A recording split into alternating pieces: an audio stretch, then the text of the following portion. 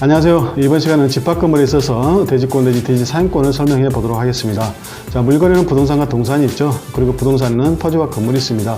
즉 건물은 토지로부터 독립된 전혀 별개의 부동산 내지 물건으로 취급되는 것이죠. 그리고 이러한 건물에는 또 일반 건물과 집합건물이 있습니다.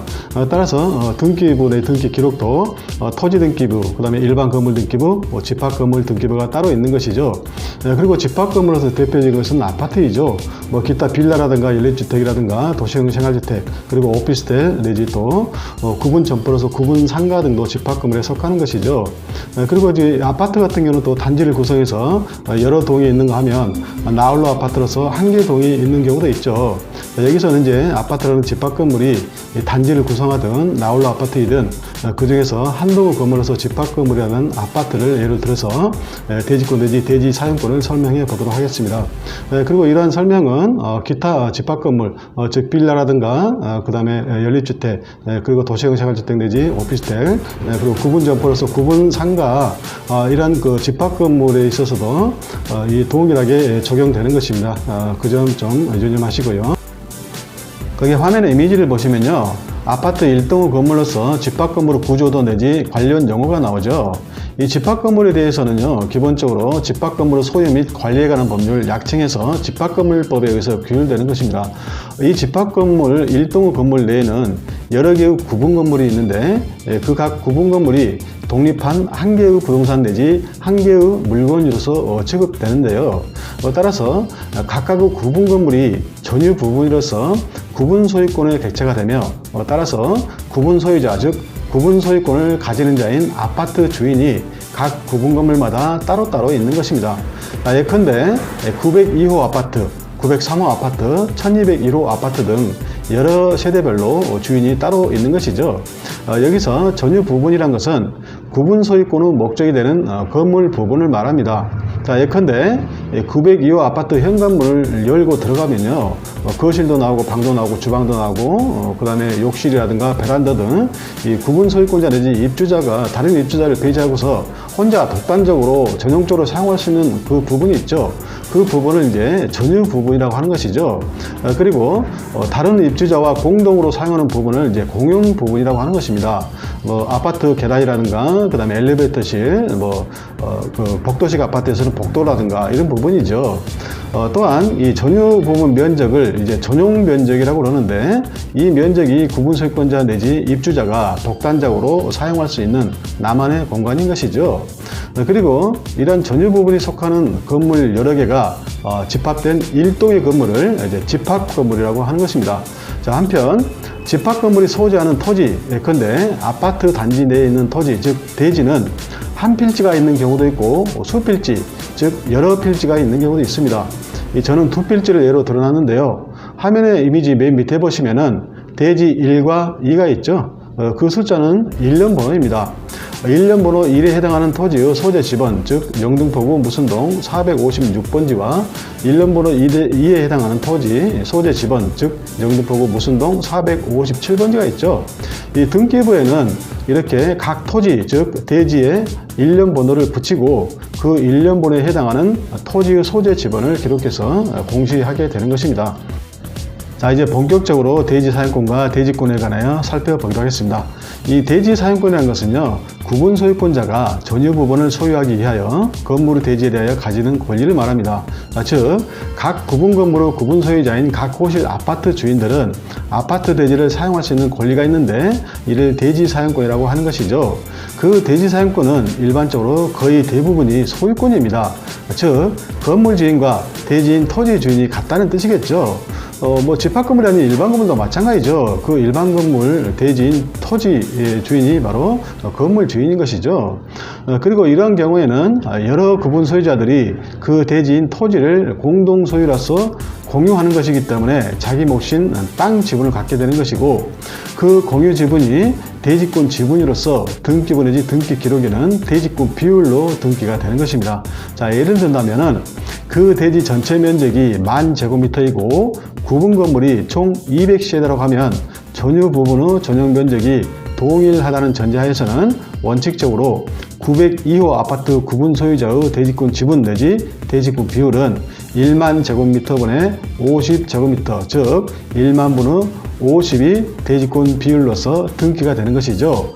이 대지권 지분, 즉 땅 지분을 평으로 환산하면 50제곱미터이기 때문에 한 15평 정도 되겠죠. 즉 902호 아파트 주인은 15평의 아파트 땅을 소유하고 있다는 뜻이겠죠. 그런데 일반 건물이든지 집합 건물이든지 특별한 경우에는 극히 예외적으로 건물 주인과 땅 주인이 다른 경우도 있을 수 있겠죠. 즉 남의 땅을 빌려서 예컨대 땅 주인과 지상권 또는 전세권 또는 임차권 등을 설정해서 집합 건물을 짓고 사는 경우도 있을 수 있겠죠. 자, 이 경우에는 구분 소유자들이 그 토지에 대한 소유권은 당연히 없는 것이고요. 지상권 또는 전세권 또는 임차권을 공동으로 갖고 있는 것이죠. 이를 토지 소유권을 공유에 준해서 준공유한다고 표현하고요. 토지 소유권과 마찬가지로 구분 소유자들은 그 권리에 대한 준공유 지분인 대지권 지분을 갖고 있는 것입니다. 결론적으로 대지 사용권은 4가지가 있는데 소유권, 지상권, 전세권, 임차권이 있습니다. 물론 그 중에서 대부분이 토지 소유권이겠죠. 그리고 이제 간혹 가다가요, 시형 아파트 아시죠? 그 시형 아파트와 같은 경우는 대지 사용권이로서 무상 사용권도 있을 수 있고요. 또 어떤 경우는 법률상 당연히 성립하는 법정 지상권으로서 대지 사용권이 있는 경우도 있을 수 있어요.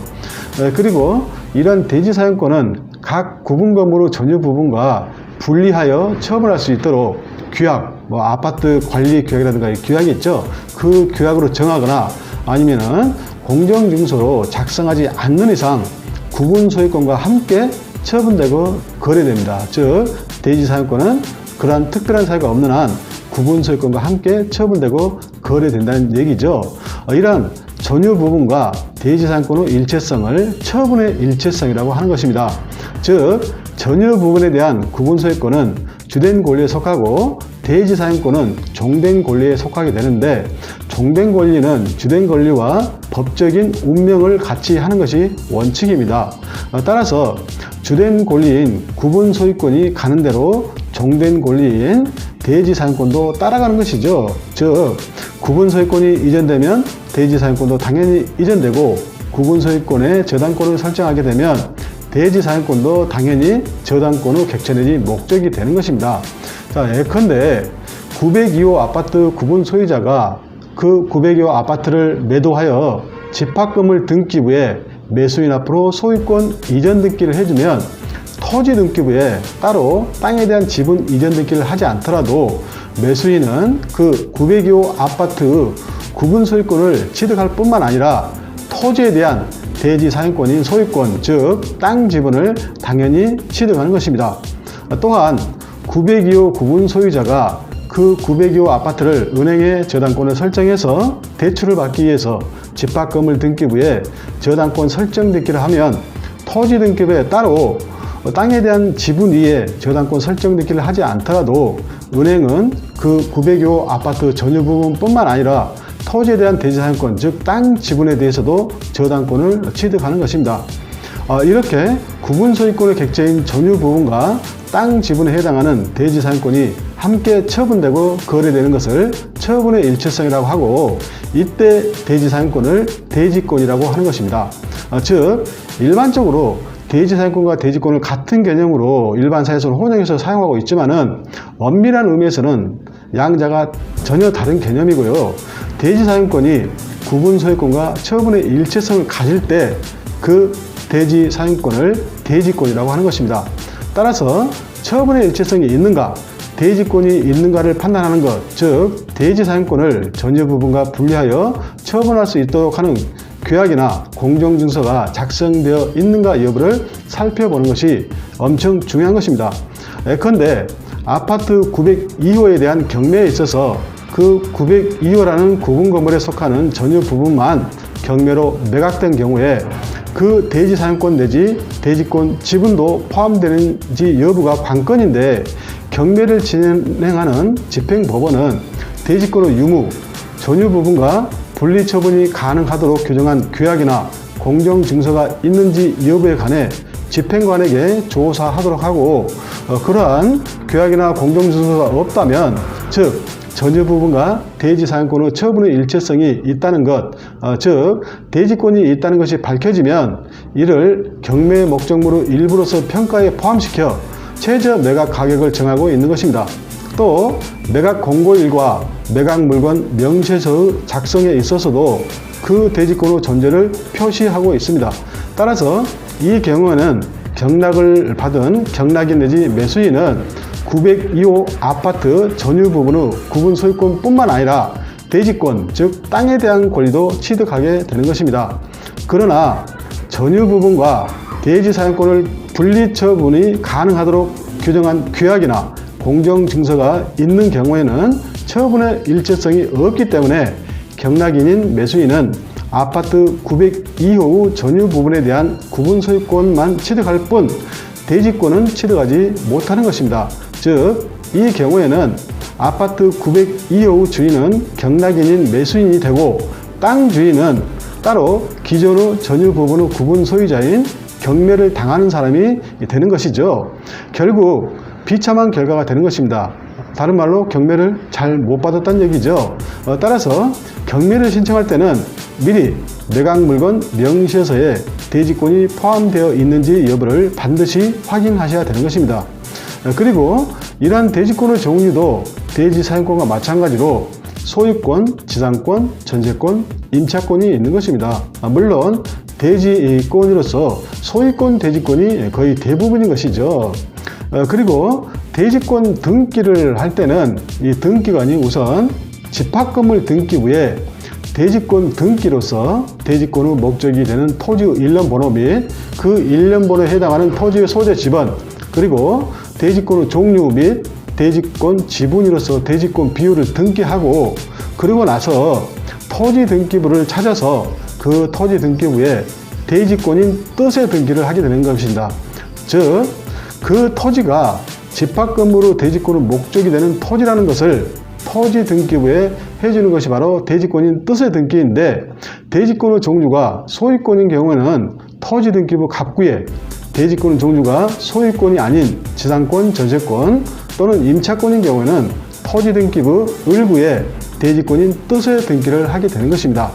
이렇게 대지권 등기와 대지권인 뜻의 등기를 완료하게 되면 이제는 모든 등기는 원칙적으로 집합건물 등기부에만 하고 토지 등기부에는 더 이상 하지 않습니다. 즉, 처분의 일체성에 의해서 집합건물 등기부에 권리에 관한 등기를 하면 그 권리의 효력이 당연히 토지, 즉 대지권 지분에 미치게 되는 것이죠. 따라서 토지 등기부에 별도의 등기가 없는 이상, 이 토지 등기부 별도의 등기에 대해서는 제가 따로 또 설명을 드린 부분이 있습니다. 그 부분 동영상 참고하시고요. 아무튼 따라서 이 토지 등기부에 별도의 등기가 없는 이상 등기사항 증명서 발급이나 등기기록 열람은 집합건물 등기부에 대해서만 가능하고, 토지 등기부에 대한 등기사항 증명서 발급이나 등기기록 열람은 신청할 수 없게 되는 것입니다.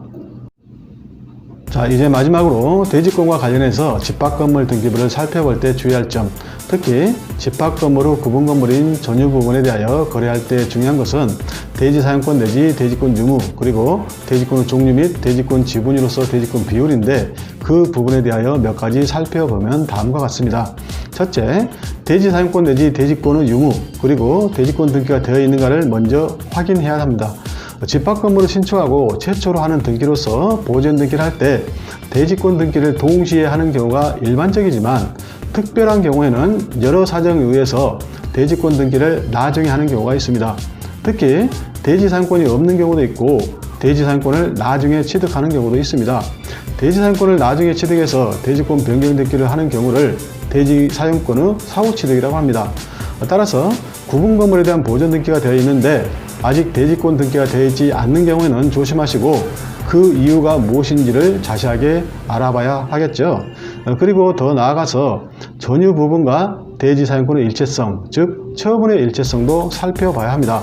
특히 전유 부분 경매에 있어서 규약이라든가 공정증서에 대지사용권을 전유 부분과 분리 처분할 수 있도록 규정되어 있다면, 즉 매각기일 공고와 매각물건 명시서에 대지권의 존재가 기재되어 있지 않다면 조심하셔야 되겠죠.